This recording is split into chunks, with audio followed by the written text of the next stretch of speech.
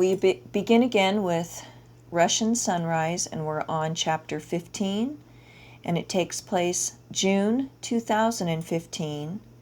Our Lady of Fatima Church, the Cova, and Grounds, Detroit, Michigan. Cova Rectory, Friday afternoon, June 19th, 2015.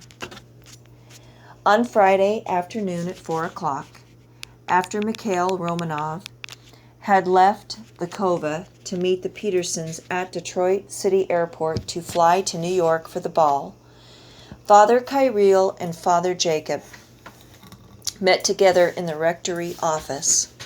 To help preserve his anonymity, the Pope had been saying his daily Mass privately in the rectory chapel very early in the mornings, with only Father Kyril or Father Belarus in attendance.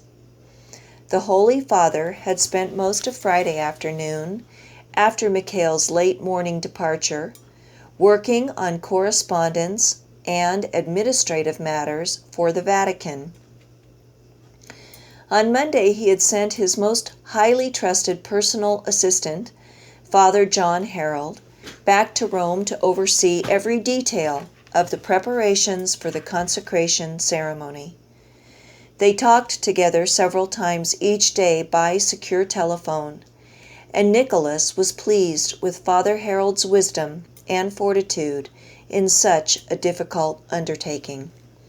He knew that enemies of the consecration lurked everywhere in the halls of the Vatican, and he was glad that Father Harold had a cadre of trustworthy and dedicated Swiss guards, devout young men selected by Nicholas himself, who would stay with Father Harold at all times, guarding him even while he slept.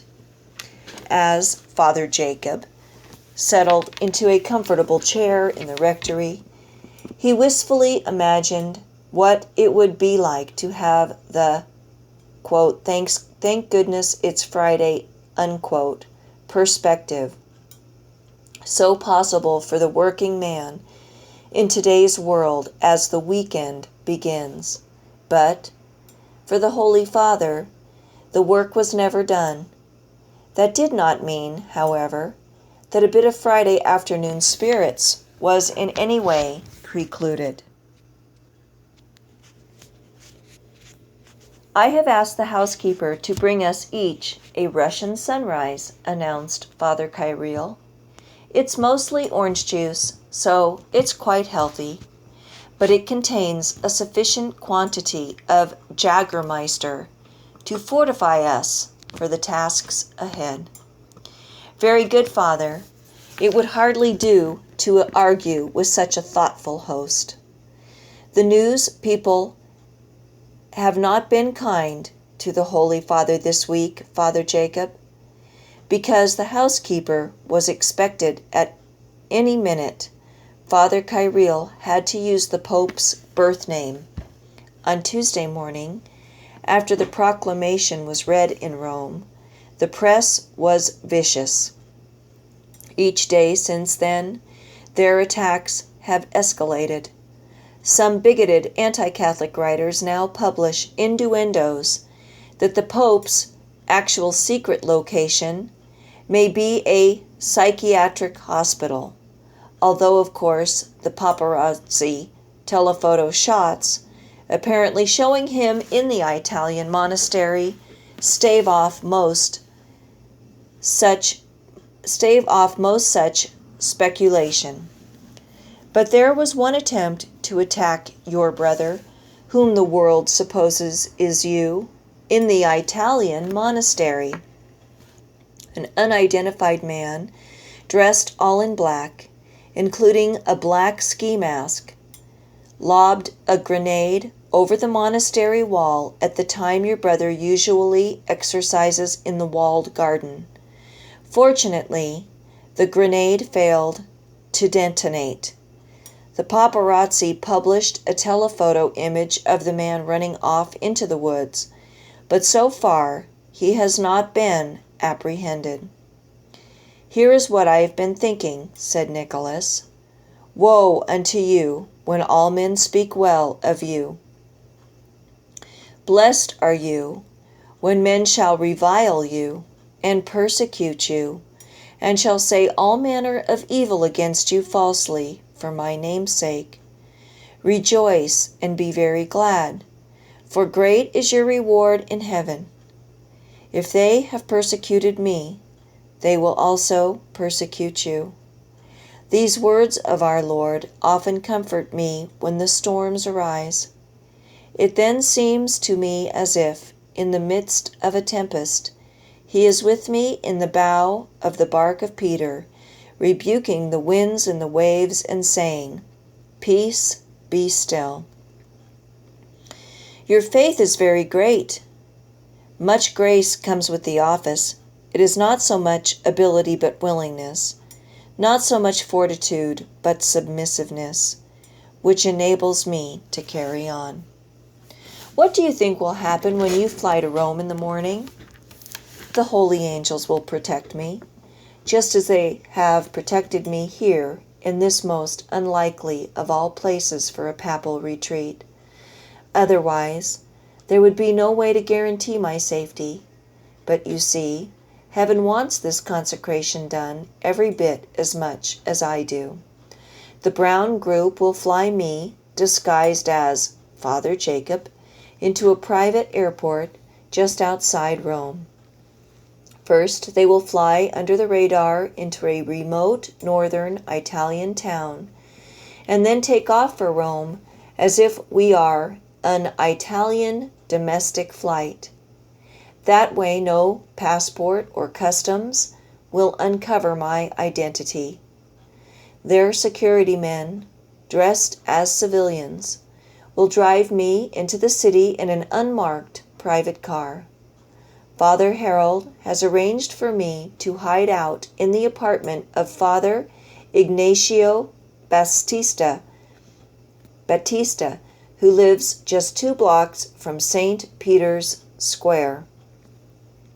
His apartment doubles as his office, and there is a sleeper sofa so his pro-life organization can accommodate the occasional priest traveling to Rome on a limited budget. Yes, I know Father Batista. He is the Rome correspondent for worldwide defense of human life. A very erudite man who was a South American attorney before entering the priesthood. He has helped some of my parishioners find their way around Rome when they travel there as pilgrims. They say he is a holy priest and an expert at the art and history of Rome. By choice, he only says the Tridentine Mass. He's a good man, but the press tries to ignore people like him. The best way they can silence them is to pretend they don't even exist. So he has Father Jacob staying in his office for a night. No one will notice. Everyone's eyes will be on the Apostolic Palace, looking for the Pope's arrival. When will you arrive? Father Harold has arranged for expedited clearance for Father Jacob right into the sacristy of St. Peter's Basilica. A few Swiss guards, who will be posted in the right places, have photos of me in my disguise and are instructed to escort Father Jacob right into where Father Harold will be waiting. They will be informed I am an old friend of the Pope from Germany who has been invited to assist with the ceremony. And once you are in the sacristy, the housekeeper had now served the drinks and left, and the office door was closed, ensuring privacy. There will be 12 Swiss guards present when I remove my disguise and don the papal robes. They are all trained in military and martial arts and will be armed with modern weapons. It will no longer matter if people figure out how I was disguised or where I have been on retreat. So you and Don Brown may find the news media hounding you here to some extent, By then, most of the media attention will have been diverted to Rome and Russia. What about security for the bishops coming to St. Peter's? Won't they also be in great danger? Only standard Vatican security will be needed for them. Most of them will be housed inside the Vatican in the Domus Sanctae Martae, the dormitory built to house cardinals during future papal conclaves.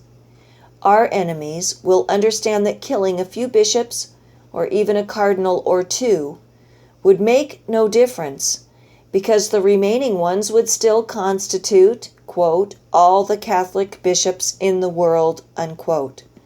So if any of them were attacked, it would be quite for spite, not because it would stop the consecration. Actually, any such violence would probably do more damage to our opponent's agenda than to our own. So if there is any violence, it will be staged as the work of a, quote, radical individual acting alone, unquote. The only bishop who is absolutely essential to the process is the Bishop of Rome. It sounds as if Father Harold has all the bases covered. Yes, he is even adding the Detroit special security device that you insisted I wear here. You mean the Kevlar flak jacket? In St. Peter's? Yes, only until the consecration is completed. We just cannot risk a lone gunman putting a stop to the coming Russian sunrise. You are wearing it here, then? Oh, yes. It's heavy and uncomfortable, but it is my duty to take responsible precautions since my life is not my own, and the salvation of countless souls depends upon the completion of the consecration. There is a very great danger that the current College of Cardinals would not elect a successor who would do the consecration. We only have this one opportunity left. If the consecration is delayed any longer, I fear the vision of the bishop dressed in white may be fulfilled literally.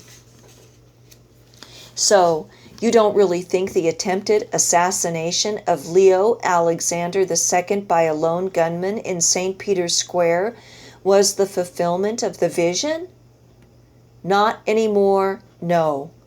I allowed the Vatican Secretary of State to hoodwink me some years ago when I signed onto the Vatican document released in 2000 that purported to declare an end to the relevance of Fatima as prophecy.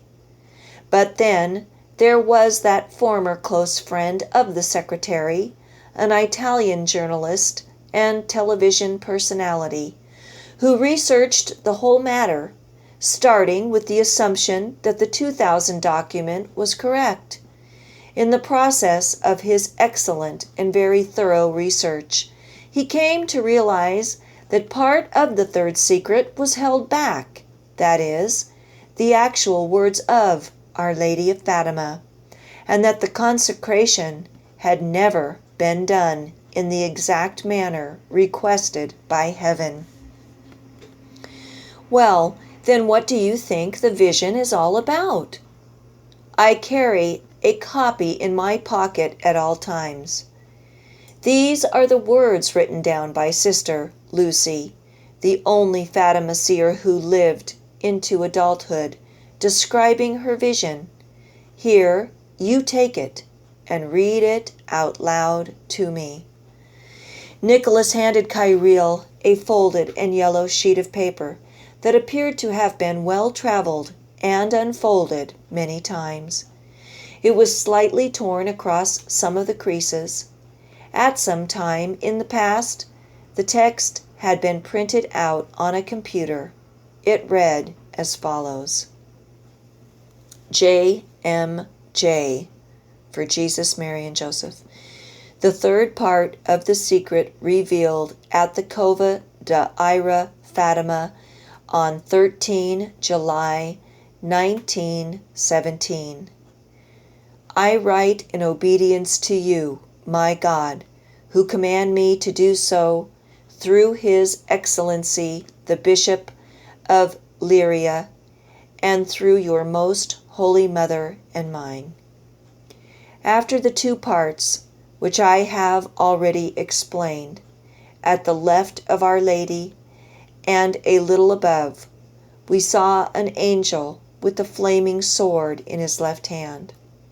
Flashing, it gave out flames that looked as though they would set the world on fire, but they died out in contact with the splendor that Our Lady radiated towards him from her right hand, pointing to the earth. With his right hand, the angel cried out in a loud voice, "Penance, penance, penance!" And we saw, in an immense light that is God, something similar to how people appear in a mirror when they pass in front of it. A bishop dressed in white.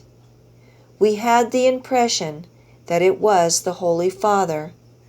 Other bishops, priests, men and women religious, going up a steep mountain, at the top of which there was a big cross of rough-hewn trunks as of a cork tree with the bark.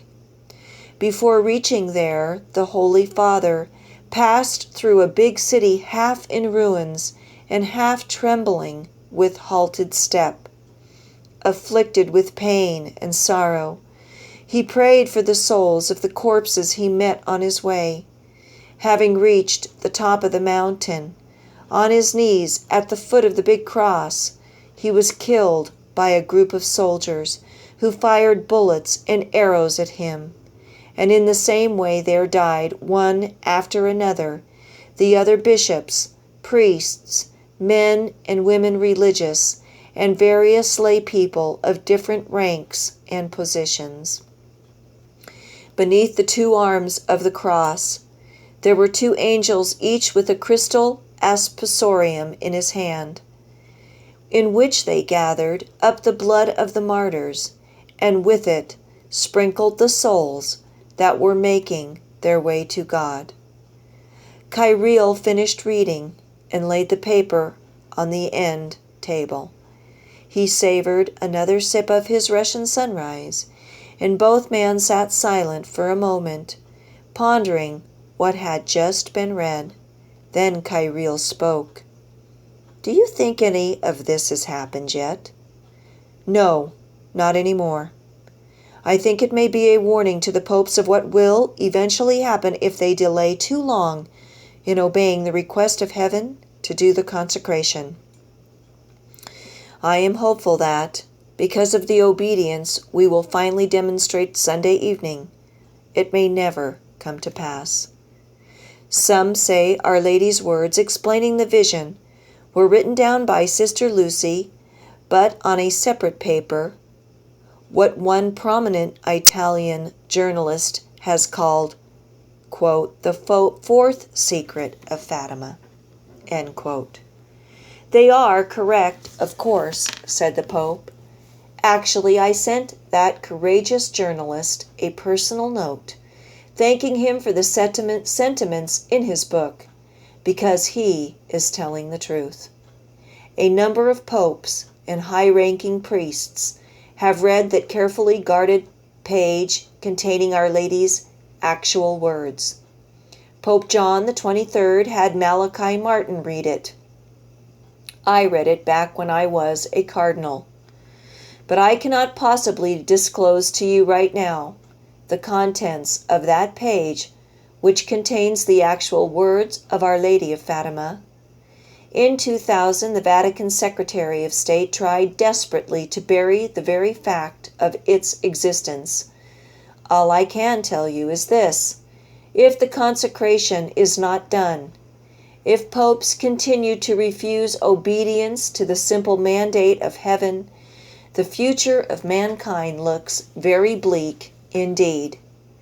How can I assist you in your final evening here, Father Jacob? I need to spend the evening hours in prayer before the Blessed Sacrament.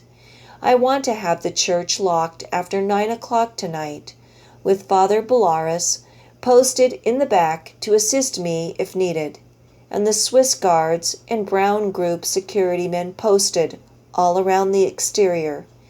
I must not be disturbed, short of a world crisis. Tonight, our Lord will help me to obtain the grace I must have in order to go on tomorrow to the Calvary which awaits me in Rome. At this point, the consecration ceremony is the easiest part, but the rage of the prince of this world, which will follow in its aftermath, may result in my destruction.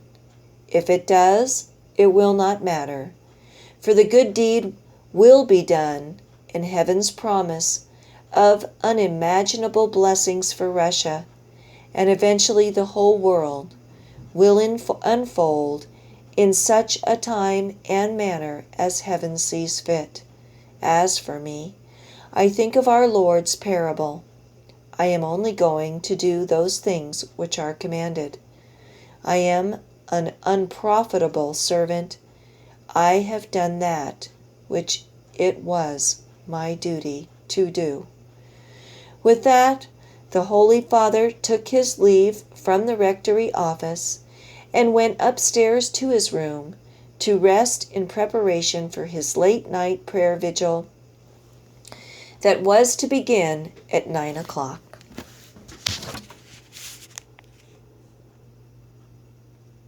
Okay, I'm going to end this section of chapter 15 today because the next section is quite lengthy. So, thanks for listening. I'll catch you on the next YouTube.